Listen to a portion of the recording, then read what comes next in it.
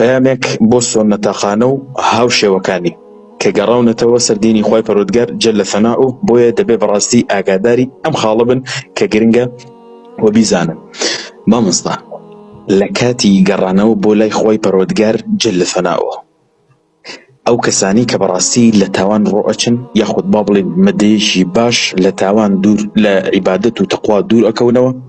بەرەو تاوان ئەڕۆن کاتێک کە تەوبە ئەکەن و ئەگەڕێنەوە بۆ لای خوای پەروەردگار جەل ثەناؤ یعنی دەگەڕێنەوە بۆ لای عیبادەتەکان دەست پێکەن و لەگەڵ خوای پەروەردگار ڕەبتە بەستنەوە ئەمە ڕوئەدات. ئەو جنۆکە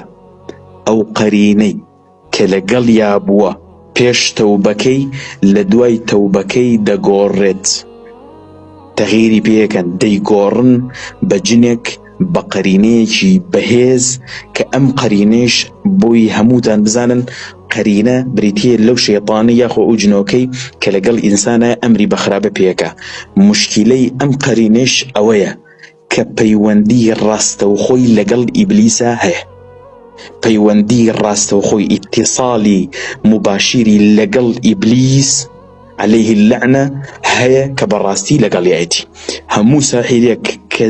کە زانیاری لەتەر سەر تۆ ئەزانێ کەشتی نهێنی بە تۆ ئۆڵێ کەشتی پێڵێ ئەوە ڕەب دەبەستێ لەگەڵ جنۆکەی ترە، ئەو جنۆکانی تریژ ڕەب دەبەستن لەگەڵ قەرینەکەی تووە، قەرینەکەی تۆش تەبعاً لە کاتی خەوتن، لە کاتی ڕاکشان، لە کاتی تاوان، لە کاتی هەموو شتێک بەڕاستی لەگەڵ تایە و غافڵ نێلێت و وەناخەوێت. جا بۆیە قسەکەم لێرەیە پەیامەکەم ئەوەیە بۆ هەر کەسێک کە بەرەو خۆی پەروەردگارێت لە دوای ماوەیەک تاوان، لە دوای ماوەیەک خراپە، لە دوای ماوەیەک دووری لەخوا کە بەرەو خراپە بێت ئاگادار بێت کە بەڕاستی ئەو جن و ئەو قەرینەی کە لەگەڵیایەتی دەگۆڕێت بە زۆر بەهێزتر بەقووەتر.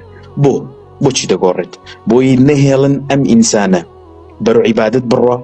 بۆی خاوی کەنۆ تووشی خەم و خەفەتیەکەن. نیشە لەو خاڵانەی مامۆستا کە زۆر خەڵگات و ئەمیتیا بوو ئەوەیە سوبحان الله بیری ئەو تاوانانەیە کاتۆ کە پێشتر ینی کردوێتی پێشتەوە بکەی وای لەیەکە مەثەلەن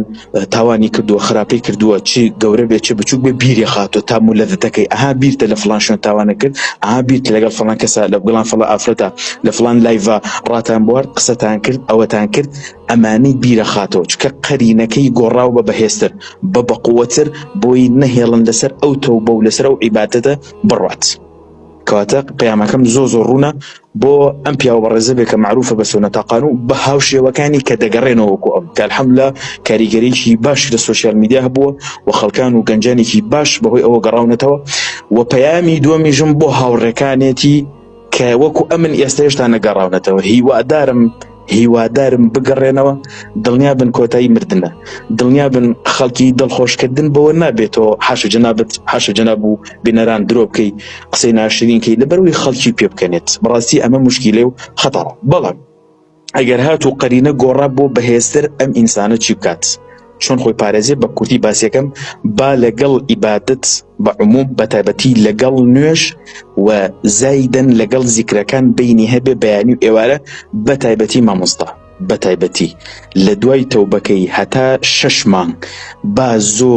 زۆر بینی هەبێ لەگەڵ حەوقەلەیە لا حەولە ولا قوة إلا بالله. ئەمە زۆر بەقووەتە وتنی لا حەولە ولا قوة إلا بالله کاریگەریی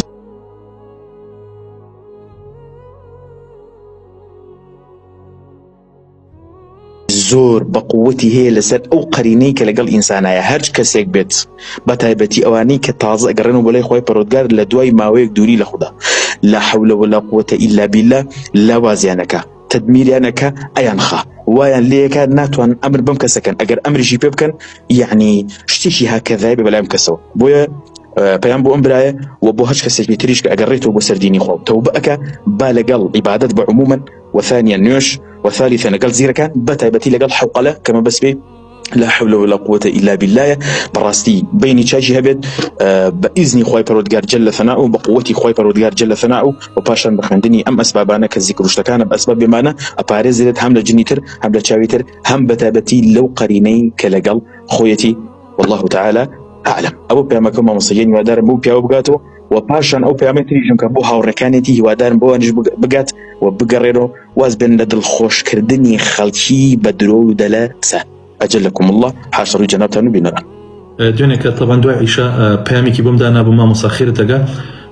حەزەکەم چەند دقیق قسەت لەگەڵاکەم پەیام بۆ بۆی ناروتم لە خزمەتام تێلی بۆ کردم وتی مامۆستا گیان یەک مژدەیەکت دەمێ